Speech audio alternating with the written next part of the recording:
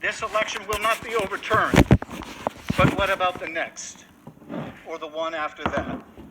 What shall we say when our democratic legacy is no more substantial than the air, except that we brought trouble to our own house and inherited the wind? This isn't the first time we've had a contentious election, and it won't be the last.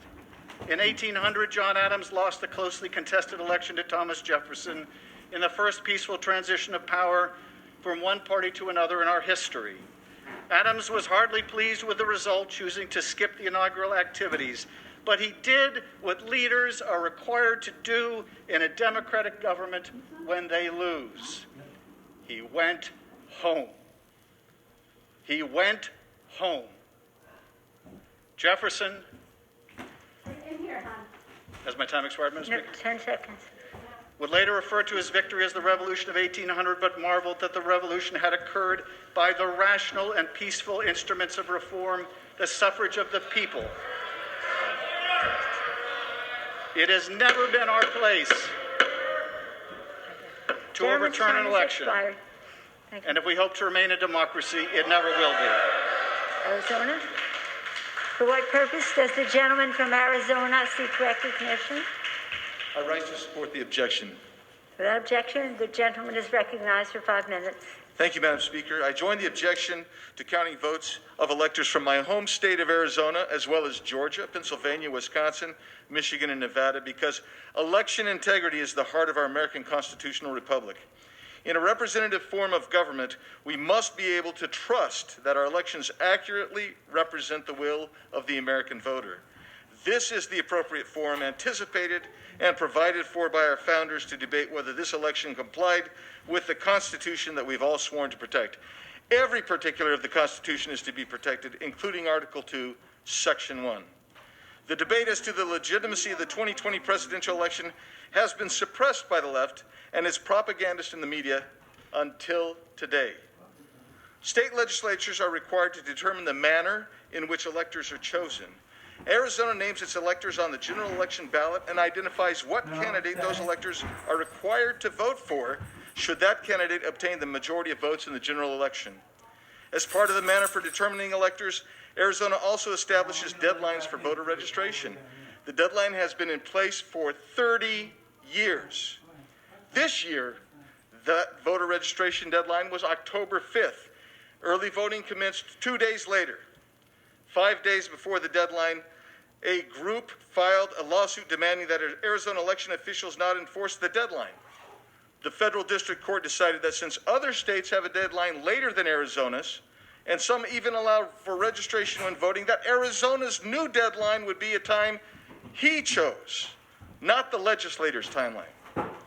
The appellate court effectively overturned the lower court ruling and noted that the Arizona deadline established by the state legislature was sound and appropriate and complied with the Constitution. But the appellate court merely shortened the extension, the bypassing of the deadline to 10 days. The appellate court, without legal justification, also decided that everyone who registered after the legal deadline, but before the deadline created by judicial fiat, could still vote. Note that the Arizona legislature was no longer in control of determining the manner of appointing presidential electors because the court had set a new deadline, even though the appellate court found the legislature's deadline was constitutionally sound. During that window, more than 32,000 voters registered in Maricopa County alone. Here are the copies of those voter registration records. In going around the deadline set by the legislature, the court ignored the Arizona legislature's obligation and right to direct the manner for choosing presidential electors as set forth in Article 2, Section 1. As a consequence of that judicial usurpation, more than 32,000 people were allowed to unlawfully cast ballots in Arizona's presidential election in 2020. The Arizona legislature seeks an independent audit of the election. The governor refuses now to call them into a special session. The Maricopa County Board of Supervisors has refused to comply with legislative subpoenas. In Arizona, the people who control the evidence related to the election have done everything possible to prevent an independent audit directed by the legislature. Arizonans have used the limited amount of records available to investigate the 2020 presidential election. Of a limited sample of 1,000 addresses of voters, they found 539 voters did not live at the addresses on the voter rolls. Here is a stack of 1,000 declaration of affidavits supporting that. I object to the continuing counting the votes of Arizona electors because the federal courts went around the legislatively constructed mechanism for choosing Arizona's presidential electors, allowing tens of thousands of voters to unlawfully cast votes. The court usurped a key component of the Arizona legislature's manner of selecting presidential electors, thus violating Article 2, Section 1. The legislature is being obstructed in its efforts. And what little evidence we have, or little information we have, has produced this kind of evidence which indicates a significant problem with the integrity of the presidential election. Madam Speaker, I ask that my written comments, together with the voter registration records that reflect the 32,000 registrations permitted in contravention of state law, letters and resolutions from Arizona legislators pertaining to the count of votes from electors, along with approximately 1,000 affidavits and declarations pertaining to potential voter fraud in Arizona in the 2020 presidential election, and the statement of Congressman Randy Weber of Texas be made a part of the record. I yield back. Thank the gentleman. For what purpose does the gentleman from Maryland seek recognition? Madam Speaker, I rise in opposition to the objection. The gentleman is recognized without objection for 5 minutes. Madam Speaker, I want to thank you first and all my dear beloved colleagues for your love and tenderness, which my family and I will never forget.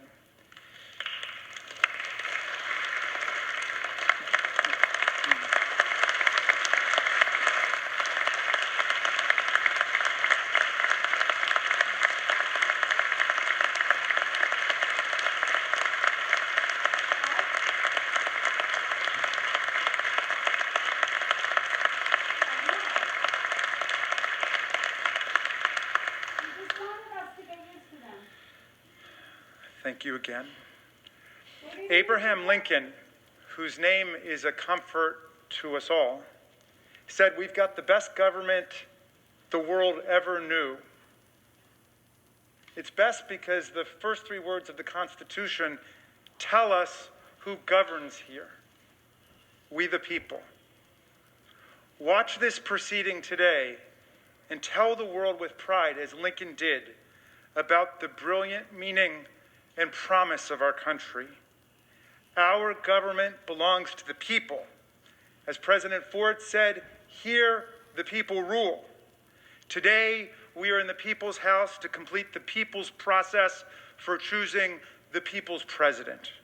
We assemble in joint session for a solemn purpose that we've all sworn a sacred oath to faithfully discharge. The 12th Amendment obligates each and every one of us to count the electoral votes to recognize the will of the people in the 2020 presidential election. We are not here, Madam Speaker, to vote for the candidate we want. We are here to recognize the candidate the people actually voted for in the states. Madam Speaker, the 2020 election is over, and the people have spoken.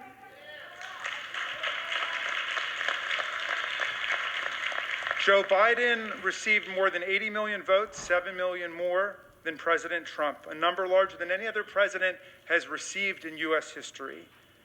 This sweeping popular victory translated into an electoral college victory of 306 to 232, a margin which President Trump pronounced a landslide when he won by those exact same numbers in 2016. So now we count the electoral votes that were just delivered to us in the beautiful mahogany cases brought by those hardworking Senate pages. These mahogany cases contain only the 538 electoral votes that were sent in by the states, not the 159 million ballots that were cast by our constituents. Those were counted 2 months ago by hundreds of thousands of election officials and poll workers across America who risked their health and even their lives in the time of COVID to deliver what our Department of Homeland Security called the most secure election in American history. Many of these officials have endured threats of retribution, violence, and even death just for doing their jobs. Just as the popular vote was for Biden, so was the electoral vote. On December 15th, Senate Majority Leader Mitch McConnell recognized it. The Electoral College has spoken. Senator McConnell said from the Senate floor, "Today I want to congratulate President-elect Joe Biden." Yet we have seen escalating attacks on our election with unfounded claims of fraud and corruption. More than 60 lawsuits have been brought to date seeking to overturn the results. They have failed repeatedly and they have failed spectacularly. Every objection we hear today maligning our states and their officials, both Republican and Democrat, has been litigated, adjudicated, and obliterated in both federal and state court.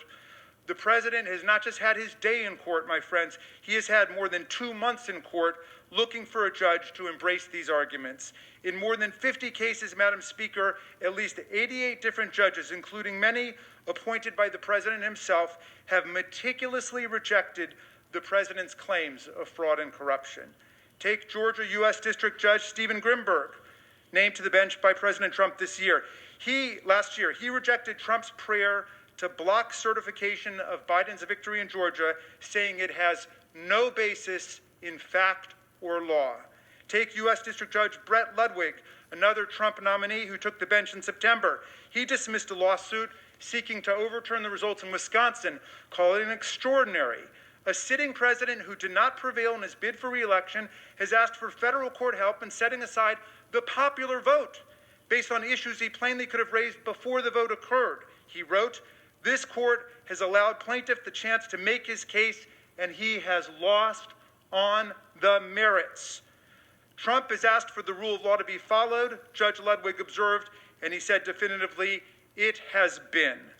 I've been a constitutional law professor for 30 years, and if I were to test my students on these decisions, it would be the easiest test in the world, because the plaintiffs have lost nearly every case and every issue in the most sweeping terms. That's all they would have to remember.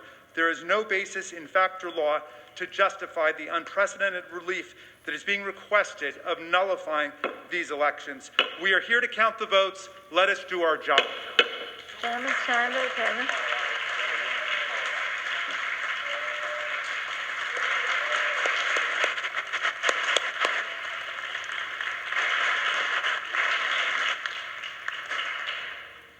Thank you.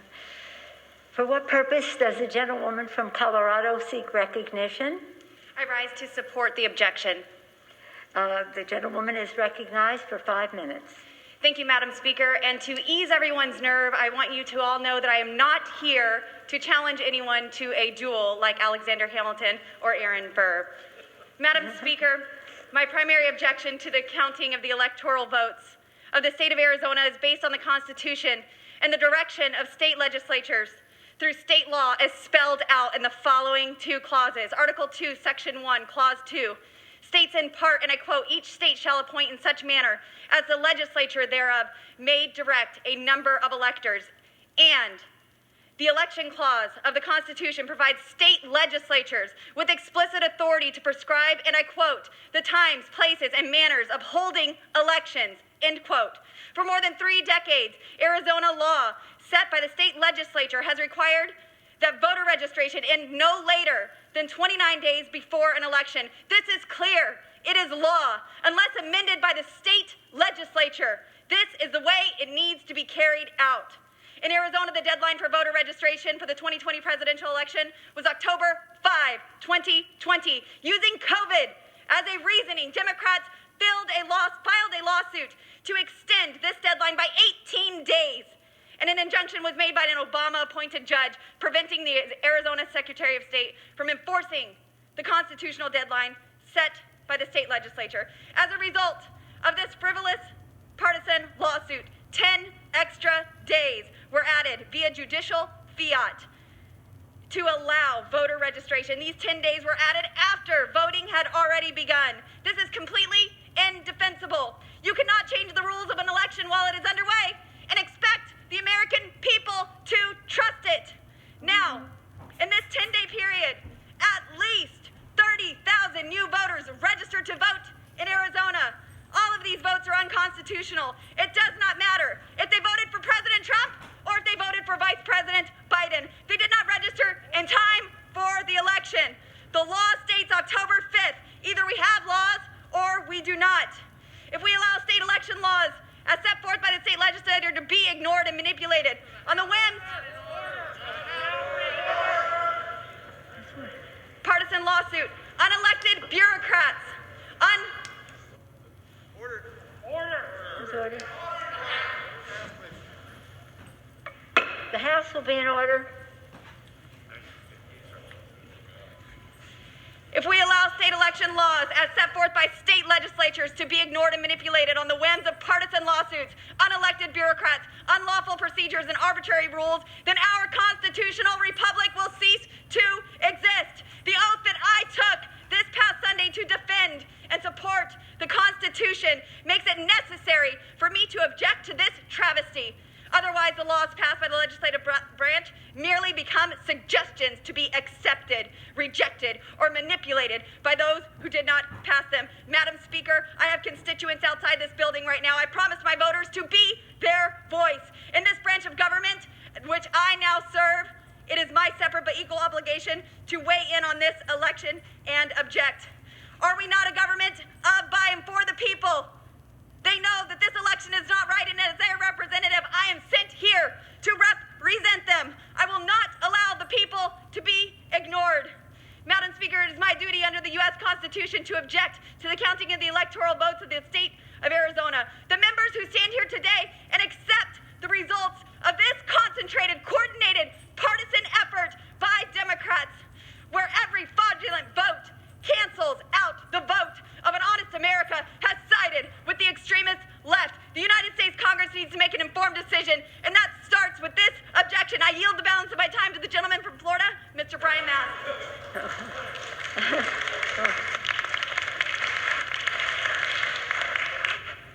Madam Speaker, I rise as well to support the objection, and I rise with a simple question. Can the chair honestly tell Americans that with pending Supreme Court legislation or pending Supreme Court case over legal observers not being allowed to observe and inspect signatures, that the laws and Constitution of that state were not violated to change voting outcomes? Madam Speaker, I will wait for a response. I'm sorry? Gentleman has 25 seconds remaining. Madam Speaker, I will repeat my question. Can you honestly tell Americans that with pending Supreme Court case over legal observers not being able to observe and inspect signatures, that the laws and Constitution of Arizona did not be violated to change voting outcomes? And I will wait for a response. Okay. The gentleman's time has expired. For what purpose does the gentleman from Colorado seek recognition? Madam Speaker, I rise in opposition to the objection. Without objection, the gentleman is recognized for 5 minutes. Madam Speaker, today is an important day.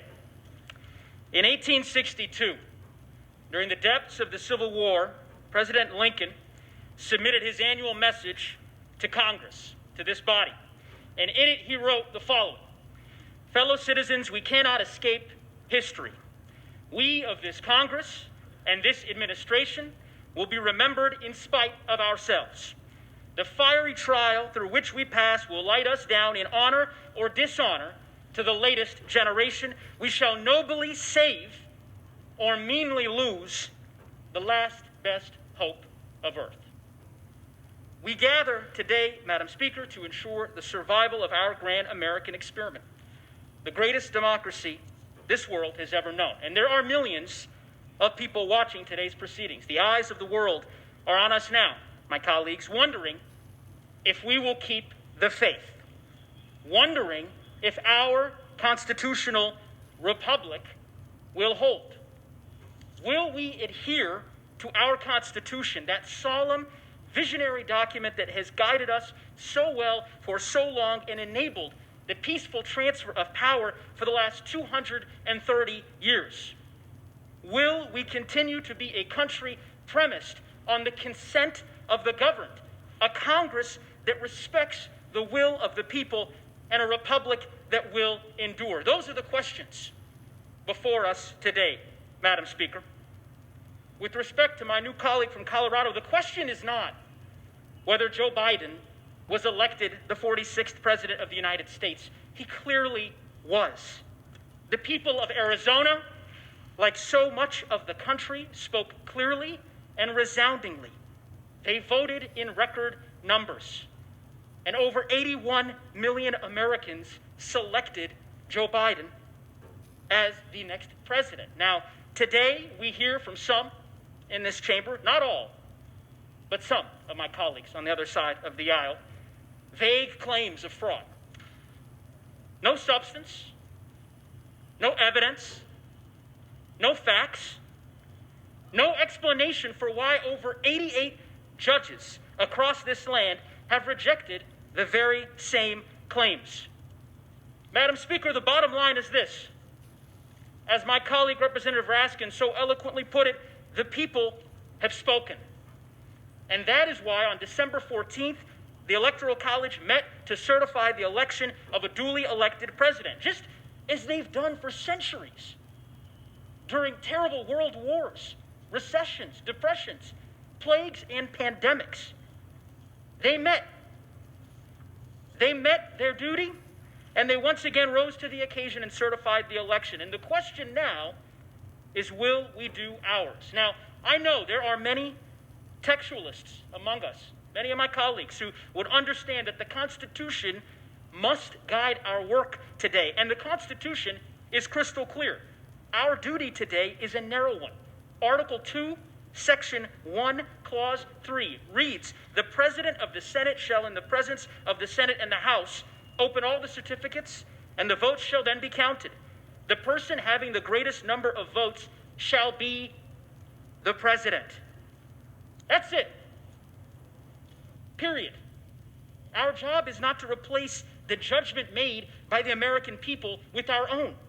And yet that is precisely what so many of my House and Senate Republican colleagues ask this body to do, to substitute their judgment for the expressed will of the American people.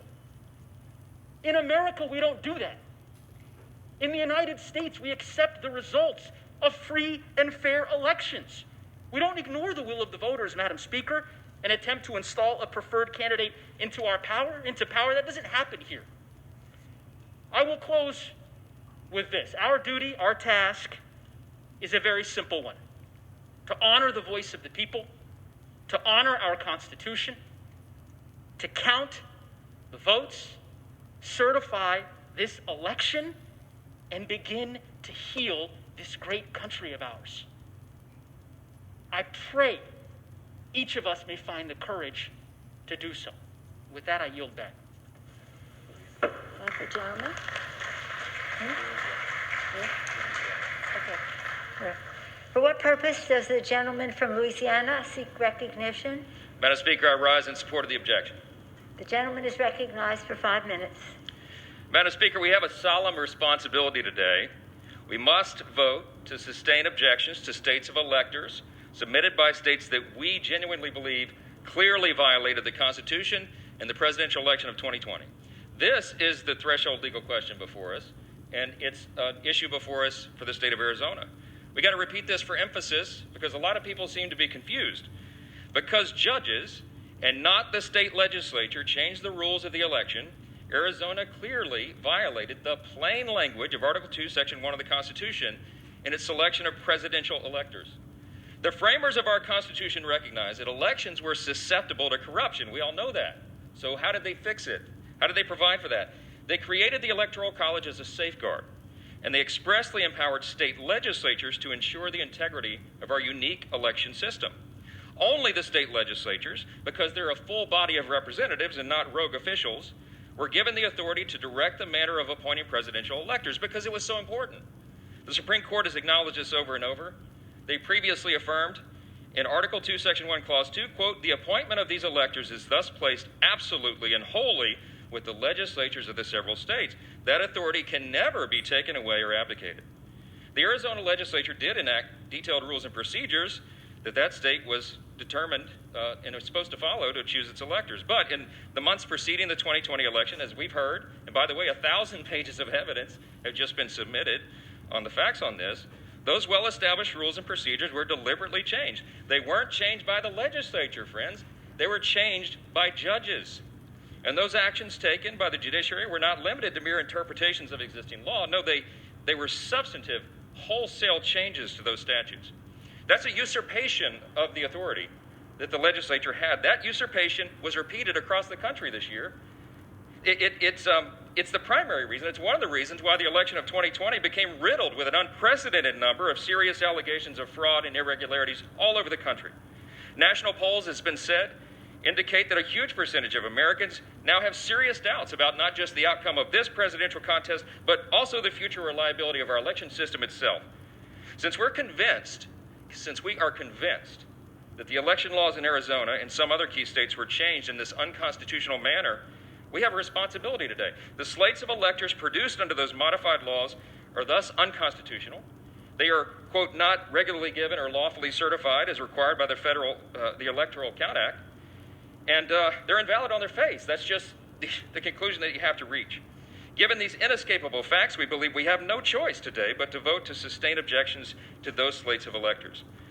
Mr. Raskin and others today have cited the 12th Amendment, and they cite Article 2, Section 1, Clause 3. Remember that, Clause 3, and they've asserted that Congress has only one narrow role today. We're just supposed to count the electoral votes that have been submitted.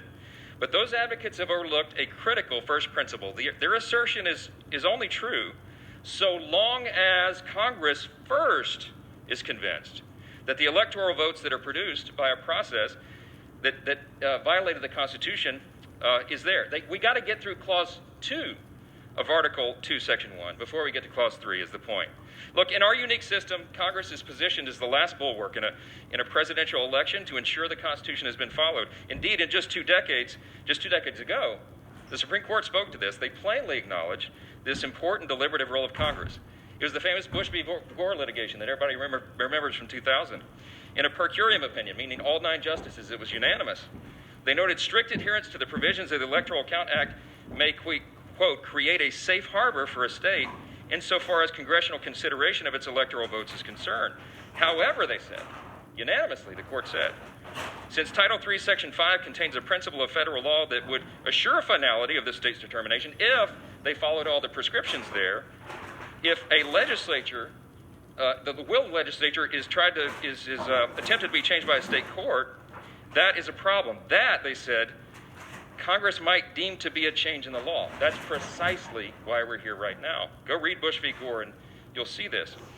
Chief Justice William Rehnquist and Scalia and Thomas joined in a concurring opinion 8 days later, and they reiterated this point. A significant departure from the legislature's scheme for appointing presidential electors presents a federal question. It's a big problem for us, and it's one we cannot get around. That's why we're here. I urge my colleagues today to look at the facts, to follow the law, and follow our congressional oath. We're supposed to support and defend the Constitution. That's what we do here today. I urge everyone to do the right thing, and I yield back. Gentleman's time has expired. For what purpose does the gentleman from Arizona, the Dean of the Arizona delegation, seek recognition? Thank you, Madam Speaker. I rise in opposition to the objection. The gentleman is recognized for 5 minutes. Thank you, Madam Speaker. This exercise in futility that Congress is undertaking is at the behest of Republican members of Congress. The effort to overturn the presidential election and grant Donald Trump 4 more years is the motivation behind it. And to continue a baseless, conspiracy-fueled threat to our democracy makes no sense, because there is no viable constitutional or legal path to overturn the election that will make Vice President Biden and Senator Harris President and Vice President of the United States after January 20th. One certain outcome of this whole process is the weakening of our democracy and the threatening of our democracy. Beginning with Arizona, Congress is being asked to chase down a rabbit hole, baseless, discredited, and judicially discarded fringe conspiracy theories. But for the record, let's talk a little bit about Arizona. Arizona and state and local officials did an unbelievable job to ensure that the 2020 elections ran smoothly, Mr. Hickman, the Republican chairman of the Maricopa County Party, the largest county in the state of Arizona, said, no matter how you voted, this election was administered with integrity, transparency, and in accordance with state laws. Arizona showed up to the polls in record numbers.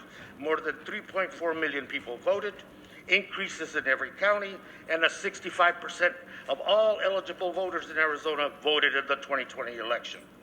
Arizona's cast their ballots up and down for Republicans and Democrats, and 11 electoral votes were granted to Joe Biden and Kamala Harris based on their victory in Arizona.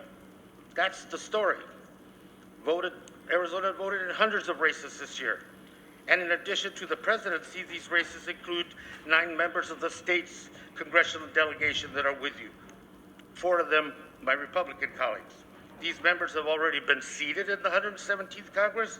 They do not question the accuracy of Arizona's 2020 elections to select a congressional delegation, yet my 4 Republican colleagues question the presidential election. Our colleagues may say they are only asking questions and seeking to reassure voters. But let us be clear, these questions have been answered by the voters and by the courts. Rather than accepting the answers and the results of the election, they are fanning the flames of unfounded suspicion and once again creating a threat, a very real and dangerous threat to our democracy. Again, our friends do not question the outcomes of their own elections. That is, because they have no reason to, just as they have no legitimate reason to question the results of the presidential election in Arizona. I ask my colleagues to reject this objection, to respect the will of the voters in the state of Arizona and throughout this country, and to fundamentally add some preservation to our democracy from any future damage that this effort that we are undertaking in this House today and in the Senate today does not further damage our democracy. Now yield back.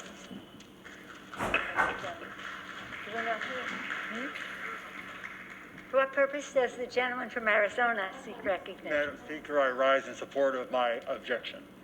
The gentleman is recognized for 5 minutes. Madam Speaker, I filed my petition, a challenge on the slate of electors from the state of Arizona that was actually put forward by Governor Ducey of Arizona. My ask to you, the Speaker, to the Vice President, is simple. Do not count these electors until and unless the Secretary of State allows a forensic audit of the election, a request she has denied repeatedly. We have been told over and over that even though this was a public election, using public money on public machines, utilizing public employees, the public today has no ability to simply double-check the veracity of these results. If the presidential election was a football game, we would get a slow-motion review from multiple angles and a correction of a controversial decision. But not so, we are told by our Secretary of State for the presidential election. No review for you. No access to the Dominion voting machines with a documented history of enabling fraud through its now discredited adjudication system, a system that literally allows one person to change tens of thousands of votes in a mere minutes. In the only audit done in Arizona, a court found 3% error rate against President Trump. Vice President Biden's margin of error was 1/10 of that, at 0.03%. By the way, a 3% error rate at minimum is 90,000 ballots. After finding the 3% error rate, the court stopped the audit and refused to go further. In Arizona, as my attachments make clear, mail-in ballots were altered on the first day of counting, as shown in data graphs we provide, and is concluded by data analysts. Over 400,000 mail-in ballots were altered, switched from President Trump to Vice President Biden, or completely erased from President Trump's totals. The proof is in the counting curves, the curves that cannot occur except with odds so rare and unlikely that winning the Mega Millions lottery is more probable. Mr. Speaker, can I have order in the chamber? The House will be in order. The House will be in order. Okay.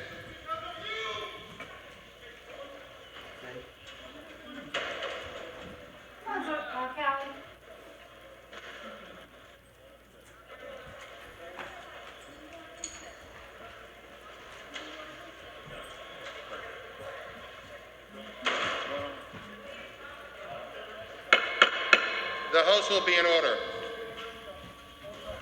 House will be in order.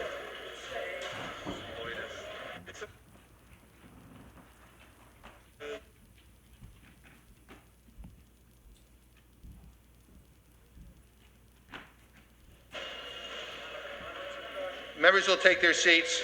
The House will be in order.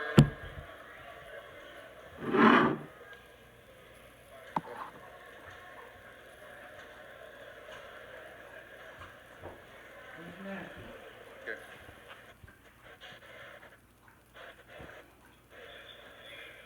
They're back in session. Okay. We can get order. We can resume. Yeah.